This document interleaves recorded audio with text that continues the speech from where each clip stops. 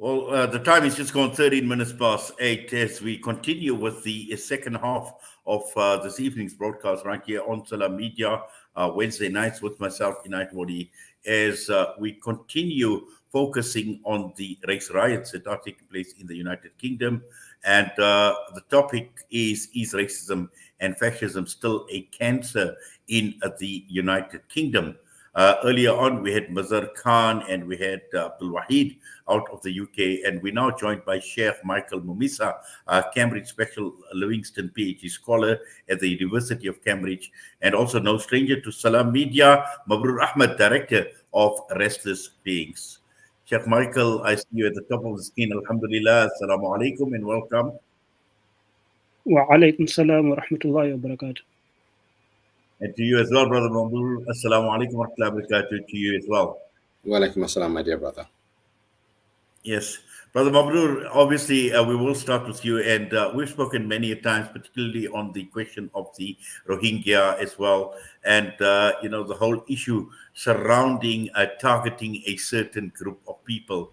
Now, we've seen the British government and we've seen even mainstream media talk about the unrest that is taking place. And they're putting it quite mildly, where they talk about civil unrest, and they talk about far right-wing riots as well. They speak about it as disorder, anti-immigration protests.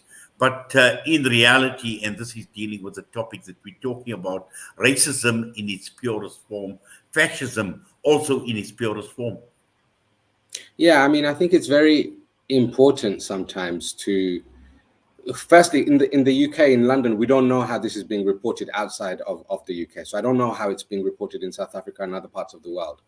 But from how it's being reported here in the UK by the mainstream media, is essentially they're being called racist riots and anti-immigration riots. But I think it's important at times like this to be very specific about what we're seeing. We're seeing anti-Muslim hatred, right?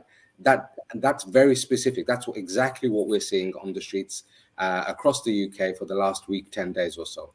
So first and foremost, we must put that as a headline. It's anti-Muslim hatred. Alongside it, of course, there is an anti-immigration type of protest. But again, protest is not the right word. We're looking more like riot. We're looking more like thuggery. We're looking more like mobs. That's the type of atmosphere that is being created in this movement. Again, another thing that's been used is the term EDL, and EDL, English Defence League, technically is no longer a living organization as such. And what it does is when you categorize into these small segments such as EDL or the far right, it takes away from actually a long-held belief amongst white people in the UK. And it's not just, I'm not talking about, this is not a class issue. It's not about the working class. This is a long-held white opinion in the UK that Muslims or immigrants or black people or any of the other that you can think of is always going to be the scapegoat. It's continuously the scapegoat. So in this moment, we're seeing that the scapegoat is Muslim communities. We're seeing that the scapegoat is anti-immigration. We're seeing the scapegoat is everyone that is non-white. And that is the crux of the issue. They're not protests. There's no marches. These are riotous, this mob-like mentality. And like I said, it's anti-Muslim. Yes, and just to bring Sheikh Michael Mumisa in. Sheikh Michael, just following up from what Mabrur Ahmed is talking about in terms of anti-Muslim rioting, and we see this being now escalated to another level, where we've seen a lot of anti-Muslim sentiment in Britain in the past, where it's manifested itself in the form of Islamophobia, the symbols of Islam, the symbols of Muslim, whether it was the hijab, whatever it was at the end of the day, links to terrorism, all of that. But now we are seeing this being escalated to a level where it has become very, very violent in nature. Yes, I think, of course, the far right will always use any minority group they believe can strengthen their ideological position at any given time. This time it is Muslims who have been targeted in this way. It could have been any other group. So the far right exists and survives by constructing binary oppositions. They appropriate all the symbols of British identity and nationhood and position them on one side of that opposition. Then they set up a bait for the other group to step into the opposite side with their own symbols. There's a very good reason why lists of mosques are being circulated as the next target. And this is to incite Muslims. So, as a strategy, really, I think the first step for Muslim communities is to refuse to step into that opposing space in that opposition or the binary opposition, and to and not to fall into the trap. And I think it is important to describe and treat these far right hate groups and their acts of terrorism as the national security threat they are. There's a reason why this is happening now when a new government has been in place for only 4 weeks, when ministers are still going through their induction and learning where the lavatories and fire escapes in their offices are. So the groups we are talking about here, they aim to ignite a race war and destabilize the country. If you watch closely how the media and other cultural agents are responding to this thuggery, you'll see that this is more about labor coming into power than really about just the Muslims. It could have been any group that would have been targeted. Why didn't this happen when the Tories were in power? The reason is that there were other official and legal ways of unleashing that hate against Muslims and against minority groups. So the far right and the white supremacists realized that this is going to change, and this is really what we're witnessing. The the last kicks of dying pigs. They know that the situation for the next at least 10 years is going to be very different, and the aim here is to try to make the country ungovernable as much as possible. And it really doesn't matter to them that the reasons they are giving for this these acts of terrorism and thuggish behavior have absolutely nothing to do with Muslims. That really doesn't matter to them. Muslims have become a convenient scapegoat in this situation. Well, so they certainly have also in Mabrur, looking at Britain like many other Western countries, they've had long-standing issues with a number of issues, whether we talk about Islamophobia, we speak of xenophobia, we speak about anti-Muslim sentiment. And also in Britain, when one looks at, and I see Sheikh Michael spoke about the Tory government, where the Conservative government, which has been in power for a very, very long time, but also at the same time, the notions that outsiders are dangerous in the country. And we see this hate based anti Muslim, anti immigrant rhetoric being repeated over and over again, even by some prominent figures. We've even seen people like Boris Johnson, who unapologetically declared that multiculturalism has failed, and he used some of these go home slogans publicly. Yeah, I mean, I don't think there's any surprise that a previous government, the Tory party, has become increasingly right-leaning. It's a right-leaning party anyway, but it's been heading more and more in a rightwards trajectory. You know, the reality of it is that we're talking about an establishment, the UK, Britain as a country, that for its almost entirety has always been a more right-leaning country, where socialism and all of the ideals that come alongside socialism, such as secularism and the like, have almost been forced upon the population. Now, what's happened, I mean, if you really look at Britain over the last 20, 25 years, is parts of Britain have been breaking down. You know, where we live in a broken Britain here at the moment. You know, the economy is on its knees. Public services and the austerity of almost 15, 20 years has led to, kind of really poor, low level of public services available to people. Employment opportunities are low. Now, what happens is when you have a government who's almost got a hegemony. The Tory party almost had a hegemony over UK politics for the last 15 years. To be honest with you, it's had a hegemony over UK politics for the last part of almost 100 years. The Labour Party has only in fits and bursts come into power.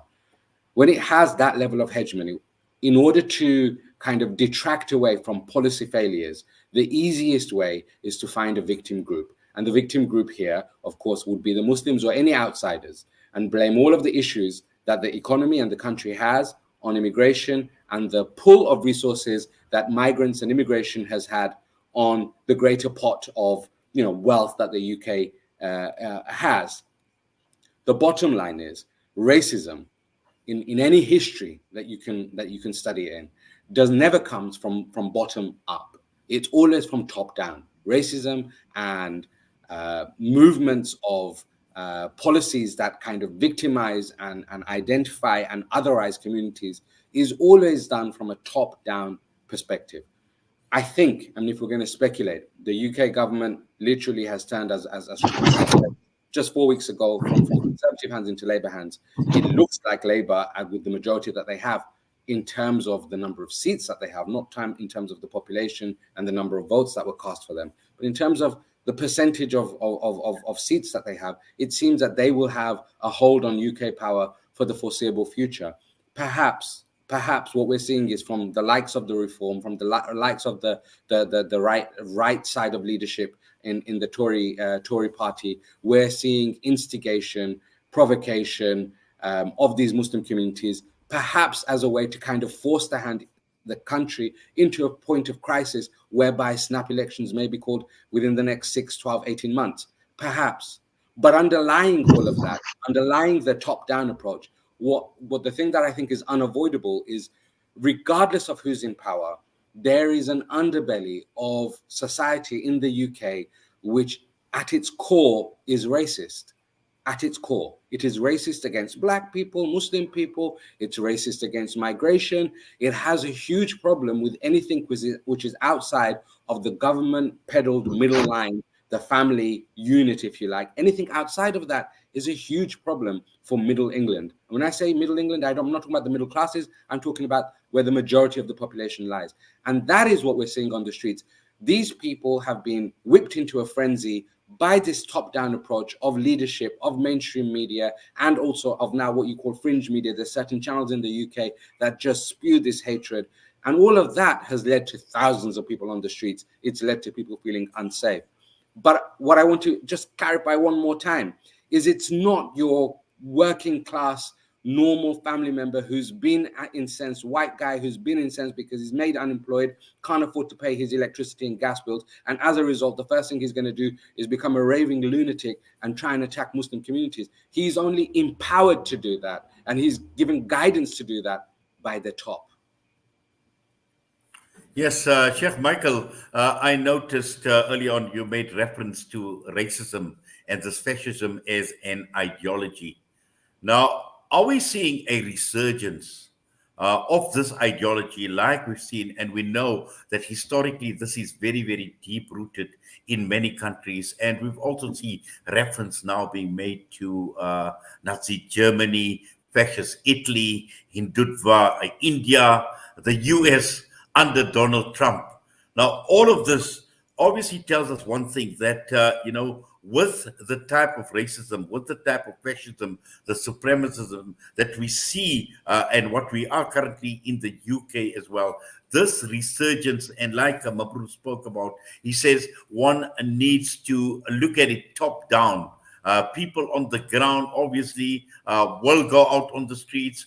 They will behave in the manner and the fashion that they would behave. But at the end of the day, again, is this becoming an ideology that people are deep rooted in and are starting to subscribe to once again, like it was done in the past?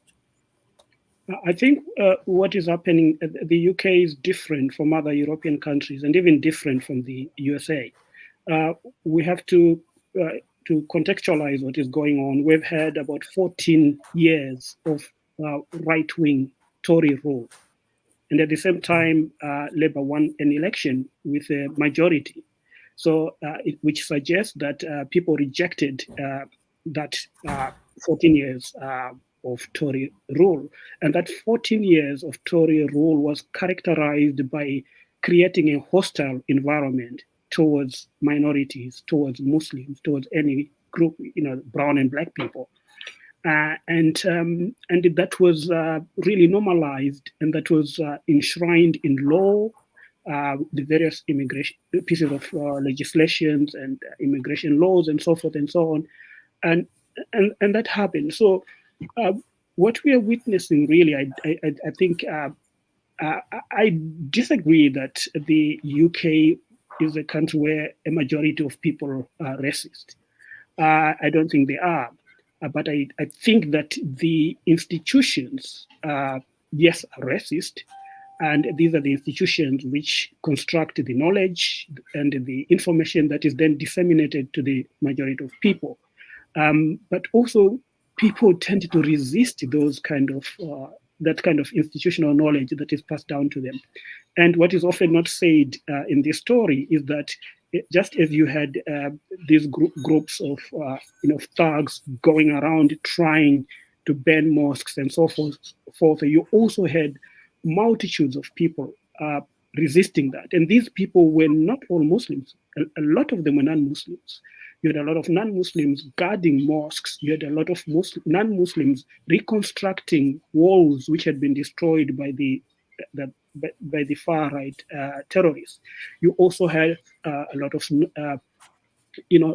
non-Muslims going out of their way to offer protection to the mosques in their communities, and this really is the norm in Britain. What we are witnessing is really something that is going against what has been known in Britain. Britain has always been a multicultural society, and the reason why we are seeing the violence, it is to resist that multiculturalism, to rebel against that inclusive culture that has always existed. I'm not saying that there's no racism; it is there, but the norm, as far as ordinary people are concerned, as far as schools are concerned, as far as the universities are concerned, has always been to be inclusive, to be diverse, and to promote that inclusivity and diversity.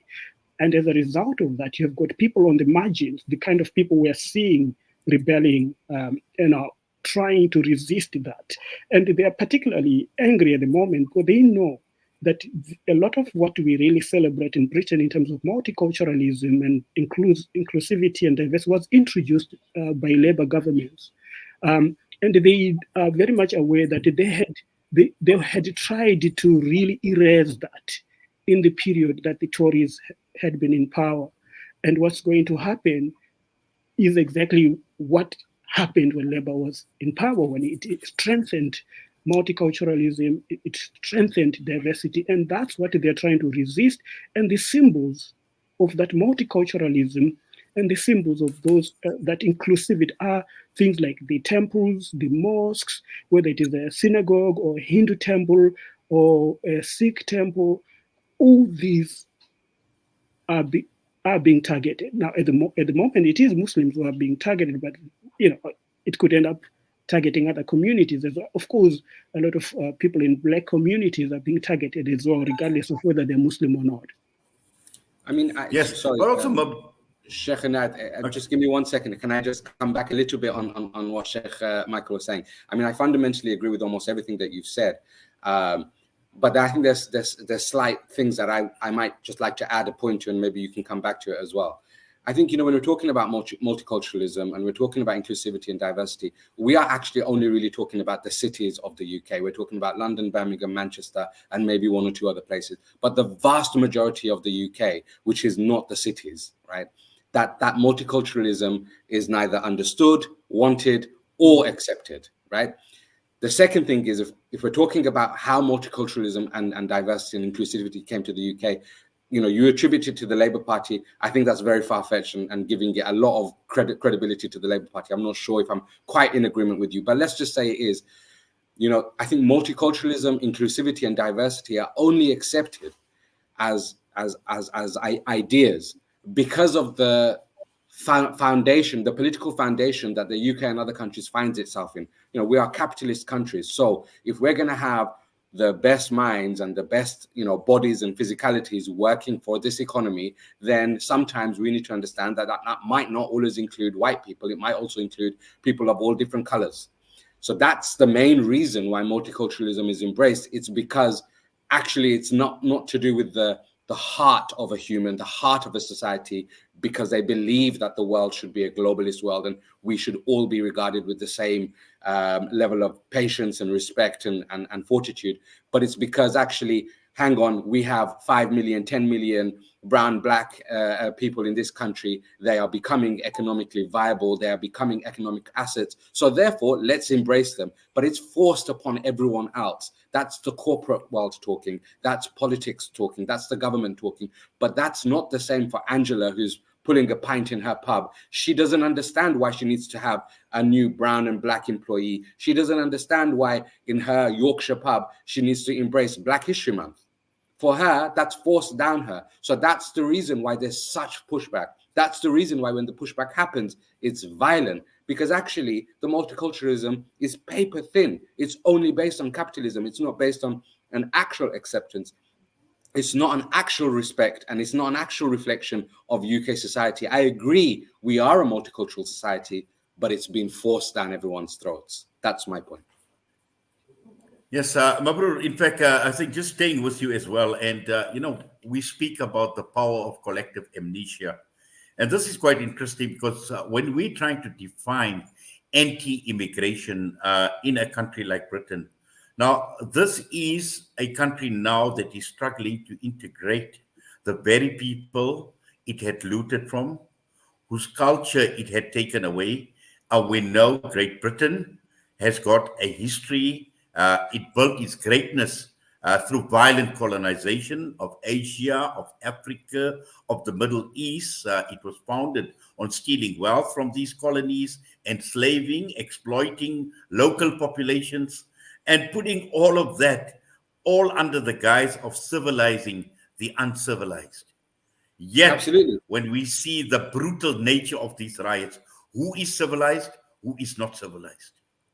Well, I think one of the key aspects of these riots, one of the key aspects of the media representation of these riots is to actually, if you're talking about your colonized, the wretched of the earth being the civilized people and the colonizers being the uncivilized, which is, I think, what you're alluding to Brother Inayat, then actually what it's trying to do, what all of this representation on the media and what these rioters are trying to do is they're trying to draw the fight out of the civilized community. So, when they come and attack your mosques or they attack the sisters on the street because they've got hijab on, and they'll only attack her in isolation. They won't attack her when there's 500 of them walking out of a place together. They'll attack one woman as she's walking away from a train station. They'll attack one girl as she's making her way home from school, and they'll pull her hijab off and they'll spit at her and they'll swear at her and they'll intimidate her and she'll go back to her community. And the reason why they do that is because they're trying to draw us out to protect our institutions and our people. And in doing so, because violence only understands violence, the only way to retaliate to these people is, what people, when they're whipped up into emotional frenzy, is to come out with their sticks and their batons and their baseball bats and to say, come on, then let's have you. But and I think Sheikh Michael already kind of alluded to this. It's one of the things that we should kind of resist, but also at the same time, we absolutely should not resist it, because imagine what happens when we don't have those people there, when we don't have people supporting the mosques. And if we also don't support temples and synagogues and all of these other things as well. Absolutely. But the whole intention is to draw out uncivilized behavior. And once uncivilized behavior has been drawn out, there you go. We can point the finger. We told you, you were uncivilized. You have not integrated. You're not part of this society. You're not welcome here. That's the whole game. The whole game is for that. That's the end game. That's the resolution that they're hoping to get to. They're hoping to get to a point where immigration is absolutely stopped. But if you look at how immigration came to this country, and all the colonization and all the violence that you just mentioned, Brother Inayat, and I am fervently on your side, and I will argue colonialism till I'm dead. But the point is, colonialism ended abruptly. There was no reparations. There was no reconciliation. There was no change of anything. All that happened was, okay, we're Britain, we've left. We're France, we've left. We're Belgium, we've left. That's it. There was no reparation. There was no trauma handling whatsoever. So then these people are left hungry and starving and unable to find and forge futures. So they decide to come to European shores. The problem is Bob and Jill, who have never done colonization in their life and can't afford to put their electricity on their bills. They've been told by the likes of Nigel Farage and Tommy Robinson, Boris Johnson, Rishi Sunak, and you see the amazing thing is they now become different colors as well. You see Rishi Sunak, Suella Braverman, Kemi Badenoch. These are brown and black people. Brown and black people are saying we should stop the immigration. It's run riot. This is crazy. So what are Bob and Jill going to do? They're going to say, absolutely, this immigration has gone crazy. Our politicians are saying it. And now we have a Labour government who are saying, no, we should welcome immigration. Okay, you're going to have this standoff. And that's exactly what we're seeing. Is it will be continued for as long as possible by the right side of politics and by those establishment people that I've also already mentioned, and the media will perpetuate it. It is different to other parts of the world, and it's not. When it happens in the UK, when something like this happens in the UK, it's going to catch international headlines. The reality of it is it's just some riots happening across the country. France has this almost every week. But in the UK, if something like this happens, because it's seen as such a centrist government, such a centrist country, such a polite and venerable country, that's why when something like this happens, it becomes bigger than it is. And, you know, sometimes we have to almost temper the flames, but also we need to understand that actually everyone who I know, every single brown, black person that I know, racialized person that I know, the wretched of the earth people that I know, every single person feels unsafe right now. That's not good. That's not normal. Yes, Chef Michael, I see you were nodding your head as Mabrur was talking, and just against the background of the questions that I have raised, perhaps you'd like to comment as well? Yes, I think, I mean, I agree with many of the points made already, that these kind of, these acts of thuggery are designed to provoke a reaction from Muslims. So when Muslims, especially our young and passionate Muslims respond, then it can play into the hands of the right-wing elements and the media. So the far right terrorists, we have to describe them as such. These are acts of terrorism. They are desperate to turn their criminal behavior into some respectable ideological warfare on behalf of Britain.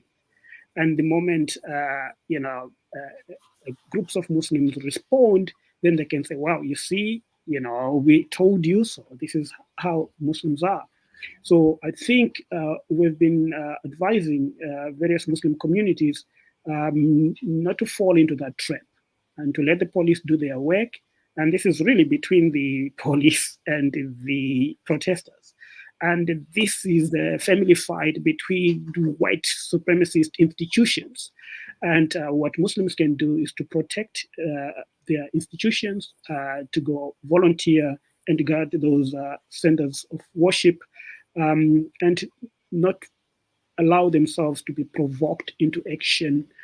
Because if they do that, then the conversation changes. It becomes about Muslims responding. We know this happens all the time. Yes, but also Mabrur, now what we're seeing is it has become now the responsibility of Muslims to protect their families, their lives, their properties, their institutions, their mosques, and everything else. Yet, this is the state's responsibility. Yeah. And the point I had made earlier on when I was talking to the other two brothers is a country like Britain committed billions of pounds to wars in Iraq, in Afghanistan, things like security, technology, you name it, Britain has basically done it as well. And these are all foreign wars, but internally, it is now left due to a lack of resources, due to the lack of police. And we've seen some of the images, the one outside the Holiday Inn Express, where a few policemen were overwhelmed by hundreds of these thugs as well. And once again, where does the government take responsibility for the protection of its citizens? If you could unmute your mic, please, Mabrur. Oh, sorry. I think, if you look at, if we're talking about Britain as a whole, let's forget about the fact that there's a Labour Party or that there's a Tory party or whatever, right? as Britain as a government, Britain as a whole, Britain as a society, fundamentally, there's only a few things in the world that really kind of define what a democracy is. One of them is the ability to choose your leaders, and the second thing is the ability to have an impartial and independent legal system. Now, the people or the institution that's responsible for upholding that legal system, the police force, institutionally to its core is racist. Okay, so when you have this far right thuggery, for example, and you have a force which is institutionally pro far right, you know, it is a white supremacist organization, you actually can't rely upon that institution to keep everyone safe. They have shown time and time again that they can't even keep their own constables and lieutenants and officers safe, let alone the society that they're supposed to and the law that they're supposed to be upholding and protecting. You know, the police, time and time again, not just in the UK, but I think across almost every kind of capitalist nation state that you have around the world, which is basically every country, the police are there to are designed to protect the crown and property, if you like, the establishment. That's the first thing. There's a fallacy if we think that police are there to protect us as individuals. They're not. They are there to simply protect the establishment that already exists and everything that establishment owns.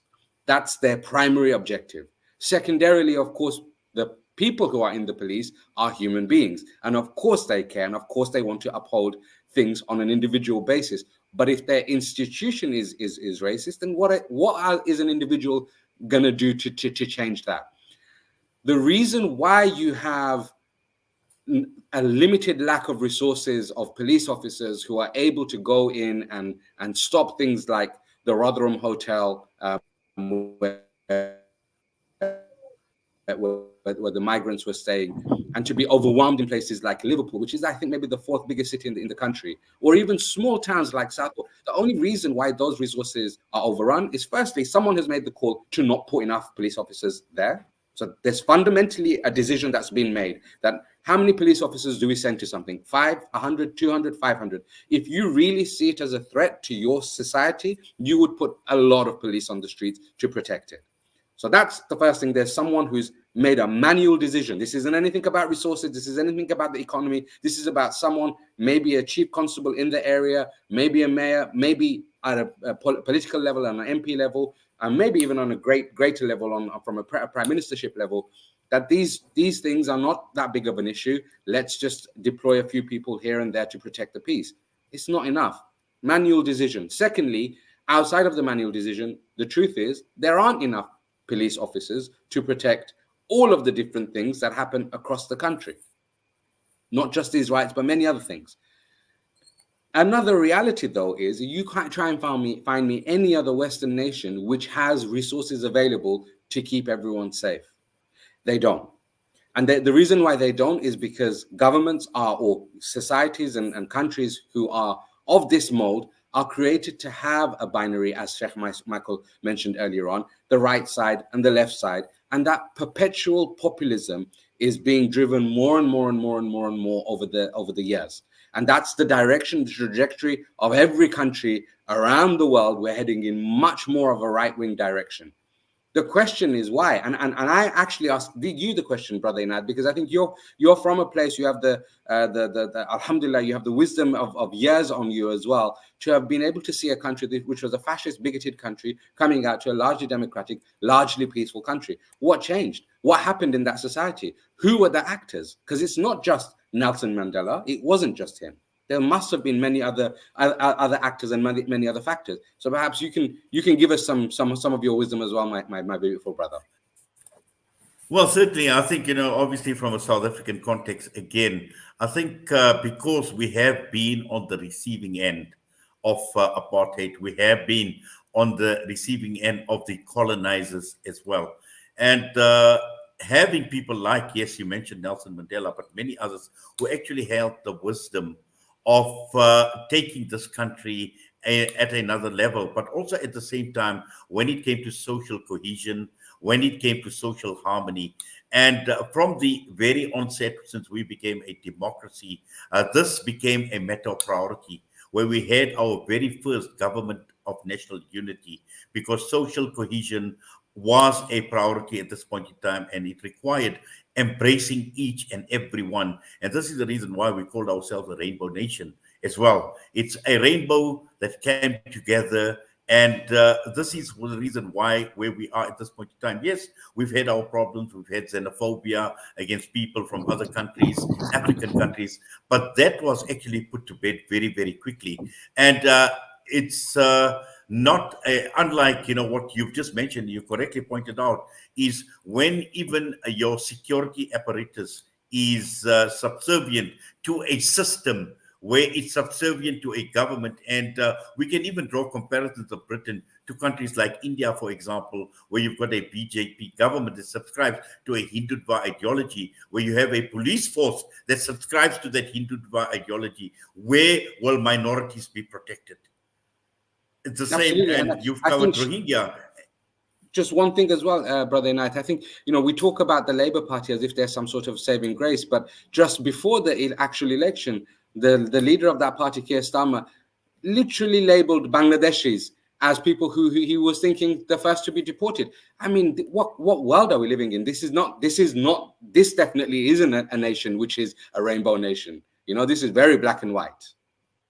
Exactly, exactly. Yes, Chef Michael, I think just following up from what Mabrur is saying as well. And I think, sometimes, one looks up at the West when one looks at Great Britain and the leader of the Commonwealth being the leader of the world. The sun never sets on the British Empire. These are things that we've heard over and over again.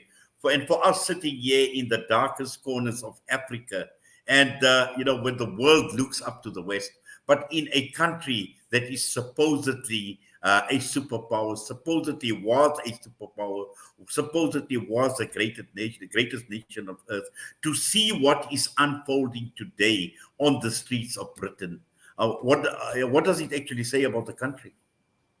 Well, I think really what we're witnessing right now, if you're talking in terms of violence, uh, this is really part of the country's DNA in terms of colonial violence and genocide. So, so I think it's not surprising. I think we have probably been sold the myth of the civilizing nation and civilized nation that we ended up believing it. But what we are witnessing now on the streets is really what happened in the colonies.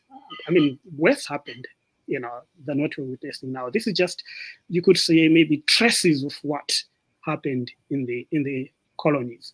So in terms of violence, there is nothing noble about the nation.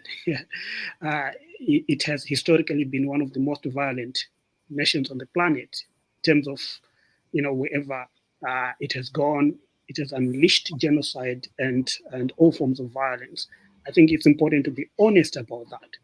So what's really happening is if you're asking in terms of, as someone who's surprised that this is happening, in a civilized country, really the question is how do we define civilization? And I think we, uh, those of us who were born and who grew up in the colonies, in the colonized parts of the world, we saw firsthand what colonialism does and the colonial violence, that violence, whether it is physical violence or whether it is epistemic violence through the production of knowledge, our school systems, whether it is through the legal system that legalized the violence. Apartheid was a legal system. It was lawful under, the discrimination, the racial white supremacy and racial violence under apartheid was legal. So we have seen this. So what was discussed in terms of what was mentioned by Mabrur in terms of institutional racism in the police force, it is real. So those are the realities, I think, for a lot of minority communities when they are living in the country. Uh, but we hope that with the new government, that there may be some changes We hope we may see some changes in terms of how the government deals with all communities. And we hope that we'll see some, positive changes in terms of how minority communities are treated. And I think Keir Starmer, who's the prime minister, the new prime minister, we have to give credit where it is due in terms of the speech he made in response to this violence. And I think it was, the most powerful and unambiguous, direct, and explicit speech ever given by a Western leader against mass racism and uh, violence and xenophobia, mass racist violence and xenophobia. And I am not aware of any Western leader who gave that particular speech. Now, that has to be followed by action through all the institutions, whether it is through the police, to eradicate institutional racism, which is real, and all the other government, through our legal systems and everything. And it was a very powerful and direct speech where he used the right language. He didn't mince words as often Western leaders do when addressing these issues.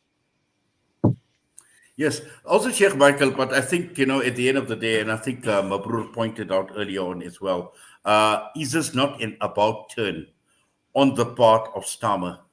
Because in the build up to the elections, and this is common knowledge, where he stood on an anti migrant position, and this was weeks before the elections had taken place, where he spoke about, and I'm going to quote this from the Sun newspaper, saying, I'll make sure we get planes going off back to the countries where people came from. And Mabrur, perhaps, a quick comment on this, because clearly this is Yeah, an about turn. I don't have a quick comment. I have a long comment, but I'll try and quicken it as much as I possibly can. When we're talking about Keir Starmer's speech, it was good in the sense that yes, he absolutely he registered that it was anti-Muslim hatred. He registered that it was far right.